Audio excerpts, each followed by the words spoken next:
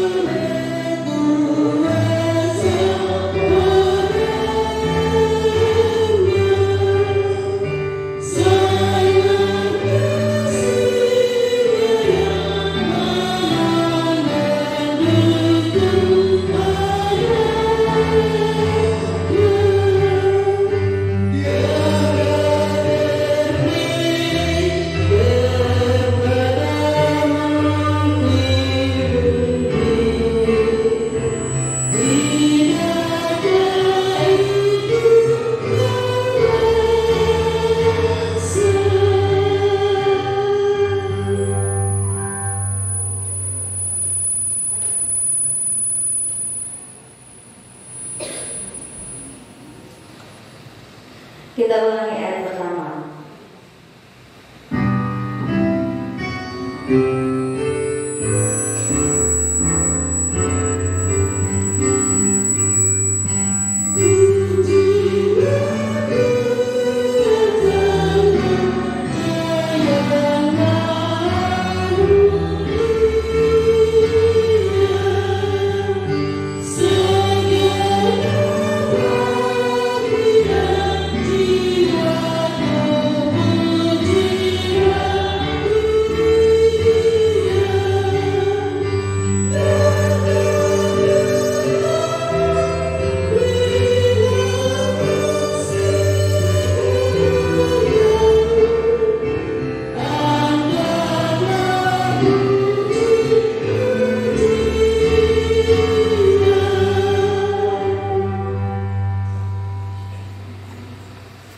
Kebaktian peneguhan dan pemberkatan nikah pasangan mempelai Sandy Weber Bunga dan Andriani Tahik berlangsung karena pertolongan Tuhan Allah Bapa Sang Pencipta dalam nama Tuhan Yesus Kristus, yang memelihara dan menyelamatkan dengan kasih setia 31. Efesus pasal 5 ayatnya yang 31 yang berbunyi, sebab itu laki-laki akan meninggalkan ayahnya dan ibunya dan bersatu dengan istrinya, sehingga keduanya menjadi satu daging. Demikianlah nats yang membimbing kita. Kita puji Tuhan. Dari King Jemaat 370 ayat yang pertama.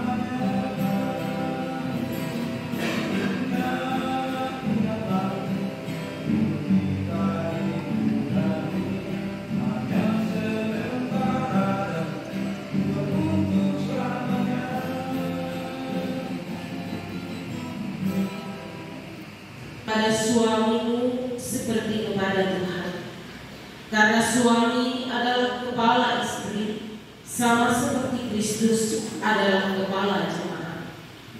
Dialah yang menyelamatkan tubuh. Karena itu sebagaimana jemaat tunduk kepada Kristus, demikianlah juga istri kepada suami dalam segala sesuatu. Hai suami, kasihilah istrimu sebagaimana Kristus telah mengasihi jemaat dan telah menyerahkan dirinya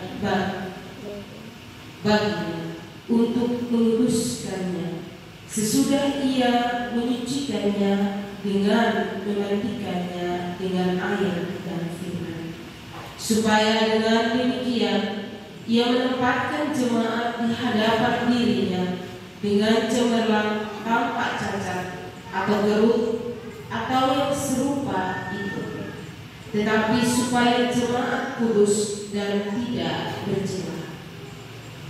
Demikian juga suami harus mengasihi istrinya sama seperti tubuhnya sendiri. Siapa yang mengasihi istrinya mengasihi dirinya sendiri. Sebab tidak pernah orang membenci tubuhnya sendiri, tetapi mengasuhnya dan merawatinya sama seperti Kristus terhadap jemaat, karena kita adalah anggota tubuhnya.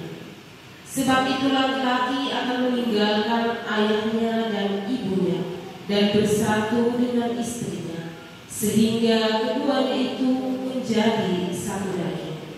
Rahasia yang besar, tetapi yang aku maksudkan ialah hubungan Kristus dan jemaat. Bagaimanapun juga bagi kamu masing-masing berlaku, kasihilah istrimu seperti dirimu sendiri, dan istri hendak menghormati suaminya. Demikianlah sabda. Berbahagialah setiap orang yang mendengarkan firman Allah dan yang memelihara di dalam kehidupannya. Haleluya.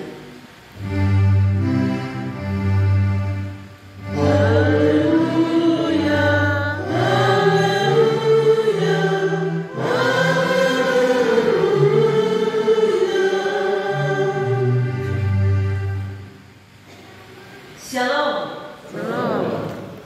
Bapak, Mama, dan saudara yang terkasih dalam Tuhan kita Yesus Kristus. Tema kita saat ini adalah gaya hidup pernikahan Kristen. Gaya hidup pernikahan Kristen. Kenapa kemudian saya memilih tentang gaya hidup? Karena sampai dengan saat ini keadaan dunia saat ini menerapkan gaya hidup yang kemudian sudah mulai keluar dari kebenaran firman Tuhan. Semua banyak pernikahan Kristen kemudian bisa menjadi gagal karena gaya hidupnya itu sudah mulai mengikuti keinginan pribadinya sendiri.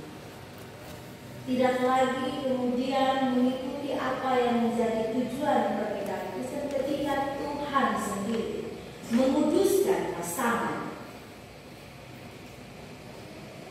Kalau namanya jodoh itu biasanya bilang dari Tuhan. Tapi saya mau bilang jodoh itu kita yang pilih sendiri. Kalau misalnya mau bilang dari Tuhan, terus kalau tiba-tiba cerai, nah nanti kasih salah Tuhan. Tuhan kok ini bilang jodoh dari Tuhan. Tapi kenapa saya bisa cerai? Kenapa kok dia begini, dia begitu, dan lain sebagainya.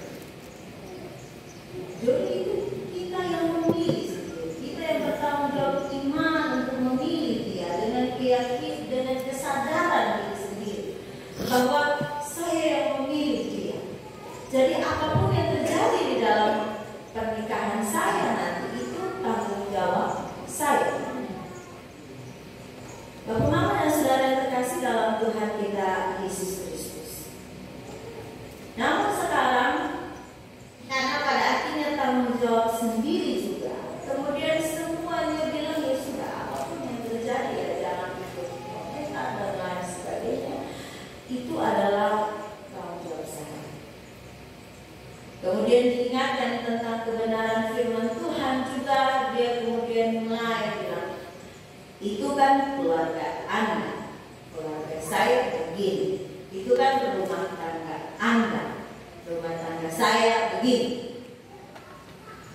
Pada akhirnya semua mau menerapkan gaya hidupnya sendiri-sendiri, atau bahkan lebih menuruti kebiasaan. Orang sekarang kalau selingkuh dulu bilang diam-diam. Tetapi sekarang orang selingkuh ini sama seperti mau terang-terang saya. Tidak apa-apa. Ada yang sampai bilang kalau di Kupang tempat makan bakso, bahkan dibilang tempat makan bakso orang selingkuh.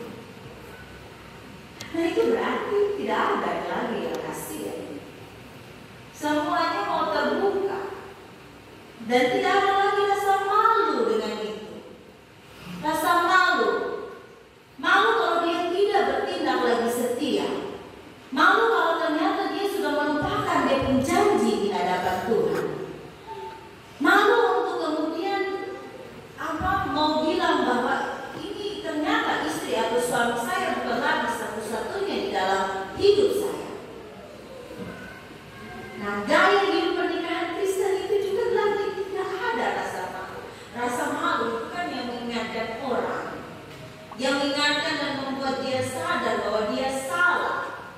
Tapi kalau orang tidak punya lagi rasa malu, maka dia mau belajar dari mana? Orang kalau tidak punya rasa malu lagi, sebenarnya punya rasa malu, hanya dia mengabaikan karena gengsi dan lain sebagainya. Kemudian jangan kasih ingat saya, jangan ajar saya. Saya juga tahu mau begini, tapi kalau saya mau buat begini, kenapa? Bapak, Mama, dan saudara yang terkasih dalam Tuhan kita Yesus Kristus, firman Tuhan sendiri mengatakan kepada kita, istri dan suami mempunyai tanggung jawab imannya di hadapan Tuhan. Di dalam sebuah pernikahan itu tidak hanya ketika datang dan membawa diri untuk diteguhkan dan diberkati, tapi setelah itu, apakah engkau memberikan kasihmu dan perlindunganmu terhadap suami dan istrimu? Apakah engkau sungguh mencukupi apa yang dibutuhkan, memberikan perhatian yang sungguh di dalam hidupmu? Dan sekali lagi, tanggung jawab iman bukan hanya soal makan dan minum, tidak. Kalau makan dan minum semua orang bisa cari, tanpa menikah juga semua cari, dan bisa kasih makan, kasih minum di keluarga. Tapi tanggung jawab iman sesungguhnya bagaimana engkau menerapkan statusmu di dalam kehidupan pernikahan. Apa yang engkau lakukan, perhatianmu, tanggung jawab imanmu. Kalau nanti orang bilang yang penting kan dia pun makan, minum, dia pun apa yang dia mau, dia pun pakaian, dia pun ini semua saya cukupi, saya cukupi. Apa yang kurang lagi? Dia berpikir, berarti pikirannya sempit, bahwa ternyata tanggung jawabnya hanya sebatas materi atau sebatas makan minum. Padahal tanggung jawab iman yang sesungguhnya adalah ketika di dalam pernikahanmu engkau merasa aman, engkau merasa terlindungi, engkau merasa dikasihi, dan engkau merasa bersuka cita di dalam pernikahanmu. Engkau di dalam pernikahanmu engkau tidak merasa direndahkan, engkau tidak merasa kemudian disediakan dari prioritas hidup. Apapun yang kau butuhkan itu dianggap penting oleh pasangan satu dengan yang lain. Karena itu di situ bilang, hai istri, tunduklah kepada suamimu seperti kepada Tuhan. Tetapi juga istri juga kemudian dikatakan mengasihi suami, dikatakan untuk mengasihi istrinya sama seperti tubuhnya sendiri. Kata tunduk tentu bukan berarti kemudian menjadi budak. Tetapi kata tunduk itu lebih pada engkau menghargai, engkau menghormati posisi dari suamimu sebagai anak. Bapak, Mama, dan saudara yang terkasih, apalagi kita sambil pernikahan, jadi dua-dua punya pekerjaan, pekerjaan yang baik. Tentu kemudian tidak ada kemudian alasan untuk saling bilang saya lebih darimu, atau engkau di bawah saya, dan lain sebagainya. Bapak, Mama, dan saudara yang terkasih dalam Tuhan kita Yesus Kristus, mengasihi juga pasangan seperti diri sendiri. Yaitu berarti ketika engkau melihat pasanganmu sedih, engkau sedih. Ketika engkau melihat pasanganmu sedang senang, engkau merasa senang. Berarti ketika engkau mau apapun yang terjadi di dalam dirimu, dia perlakukanlah pasanganmu seperti itu.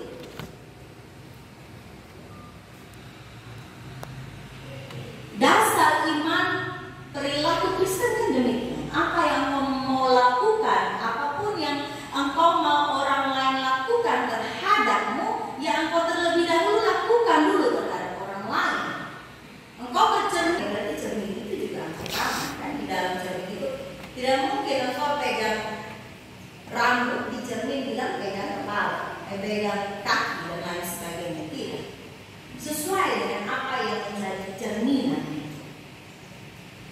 Bapak, Mama, dan saudara yang terkasih dalam Tuhan kita Yesus Kristus. Dan saya percaya kita semua tahu gaya hidup pernikahan Kristen sekarang. Tiap tahun itu banyak pasangan Kristen yang bercerai. Dan kemudian banyak juga yang kemudian akan punya alasan bahwa saya mau menikah lagi. Kemudian sekarang pernikahan Kristen bukan lagi dipisahkan oleh maut, ya. Firman Tuhan bilang dipisahkan oleh maut. Tapi kemudian di sini bukan dipisahkan oleh maut, tetapi dipisahkan oleh Tuhan. 1, 2, 3 dan seterusnya. Atau dipisahkan oleh materi dan lain sebagainya. Bukan lagi dipisahkan oleh maut. Kalau mau belajar dari orang tua kita semua yang ini, mereka memang dipisahkan oleh maut. Banyak janda, mereka akan bertahan sampai meninggal pun mereka dalam keadaan janda. Mereka tidak lagi mau pikir mau dapat pasangan apa, siapa. Tetapi sekarang kalau baru ada yang baru tinggal 1 bulan, langsung belum sampai 1 bulan semua nikah lagi. Bapak, Mama, dan saudara yang terkasih dalam Tuhan kita Yesus Kristus. Kita lihat di sini bahwa pernikahan Kristen juga sesungguhnya itu ada di dalam kasih dan perlindungan Tuhan. Tuhan yang akan memutuskan pernikahan, memutuskan pasangan. Kan 2 orang ini bertemu, ya, memilih sendiri, toh. Atau siapa yang memilih? Kakak Sandi pilih kakak Andi sendiri, kan? Kakak Andi juga pilih kakak Sandi, atau ada paksa? Orang tua paksa? Tidak ada. Berarti harus tanggung jawab. Kemudian apapun yang terjadi jangan kasih salah siapa-siapa. Jangan kasih salah siapa-siapa. Jangan bilang juga ke Tuhan sudah berkata saya kenapa saya mau pernikahan begini. Ya tanya pada dirimu sendiri, apa yang kau sudah lakukan terhadap pernikahanmu? Apa yang sudah kau lakukan di dalam pernikahanmu? Suatu saat nanti Tuhan misalnya, kemudian kita bertemu dengan Tuhan, Tuhan bilang, engkau sudah buat kau pernikahan bagaimana? Ya sampai engkau tidak hanya 1, tapi 2, 3 dan seterusnya. Baik kalau sampai di hadapan Tuhan 1 tetap 1, kan? Sampai sudah 2, 3 dan seterusnya, Tuhan ini pasangan yang mana sebenarnya? Bapak, Mama, dan saudara yang terkasih dalam Tuhan kita Yesus Kristus. Karena itu banyak hal yang sudah disampaikan waktu katekisasi pranikah kemarin, ya. Saya harap tidak ada yang lupa. Tapi kemudian kemarin pada saat percakapan pribadi yang terakhir, saya tanya pada 2 orang ini bahwa apa yang kakak paling ingat dari katekisasi pranikah kemarin. Kemudian kakak Sandi menjawab, kakak Sandi masing-masing jawab. Kakak Sandi bilang bahwa jangan lupakan atau selalu adakanlah mesta di dalam keluarga. Dan yang kemudian kakak Andri jawab bahwa apa? Saling menghargai satu dengan yang lain. 2 hal ini yang paling mereka ingat sepanjang katekisasi pranikah. Dan saya bilang berarti itulah yang paling ingat, berarti itulah yang menjadi pergumulan kakak. Dan akan kakak bawa sebagai dasar untuk di dalam pernikahan.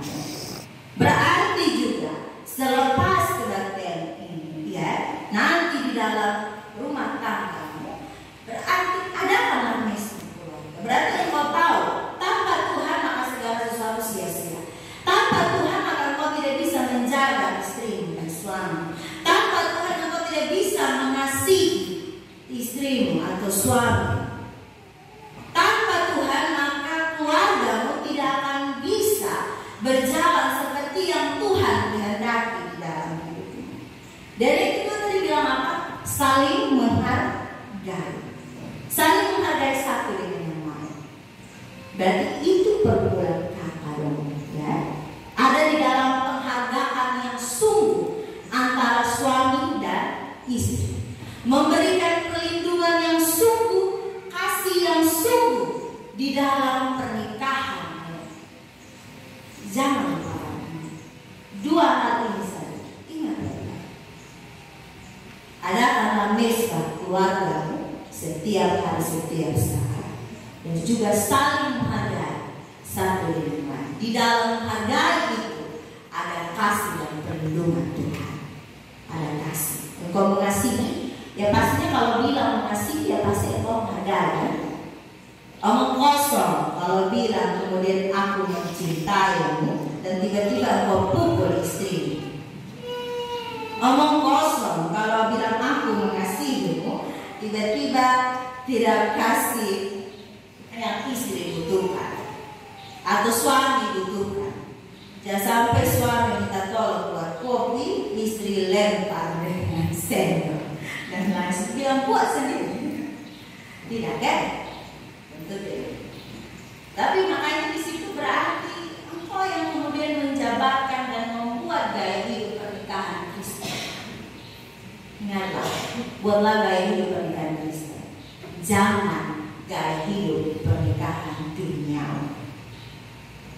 Jangan gaya hidup pernikahan duniawi. Kalau gaya hidup pernikahan duniawi, kawin bisa kawin, ya, selingkuh dan lain sebagainya. Saling mau menang sendiri, tidak perlu berdoa.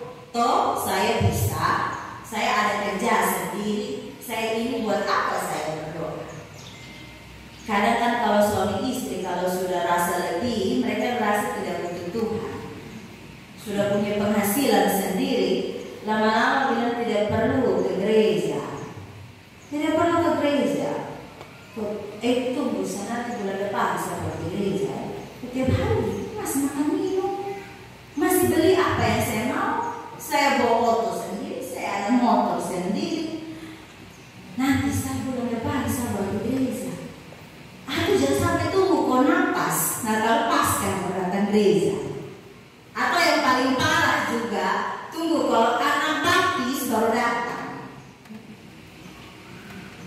Anak baptis baru datang. Setelah baptis hilang. Di sini sudah ada, jangan ya. Apalagi bapak-bapak dong, jangan. Tiap minggu itu kami baca yang hadir selalu laki-laki itu di bawah.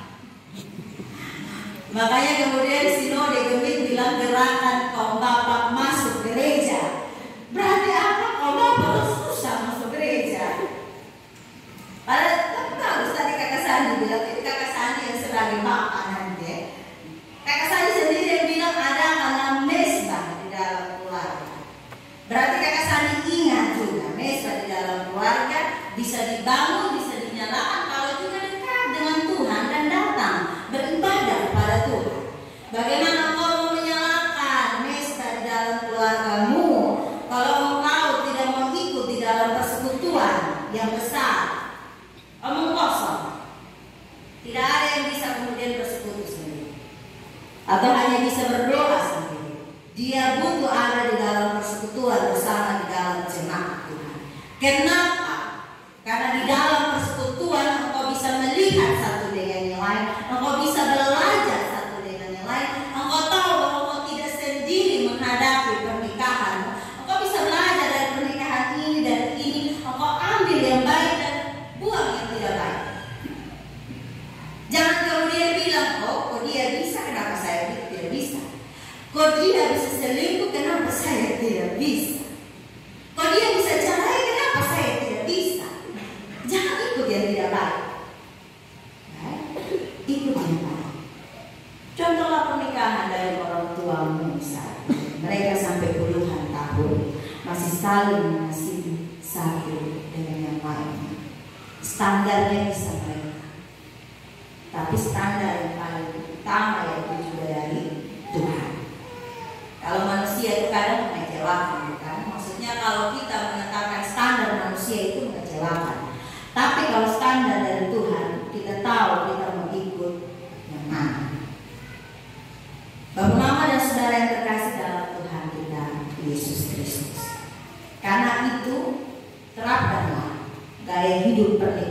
Kristen di dalam hidup pernikahanmu. Ingatlah 2 hal yang bilangnya engkau paling ingat dari pembelajaran kita bersama. Ya, zaman kamu. Ketika ada masalah, ingat 2 hal ini. Ketika ada masalah, ingat 2 hal ini. Ingatlah 2 hal ini.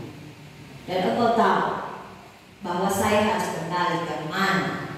Kalau engkau sudah mulai tersesat ke kiri dan ke kanan, engkau tahu jalan pulang ke mana. Berarti di dalam Tuhan.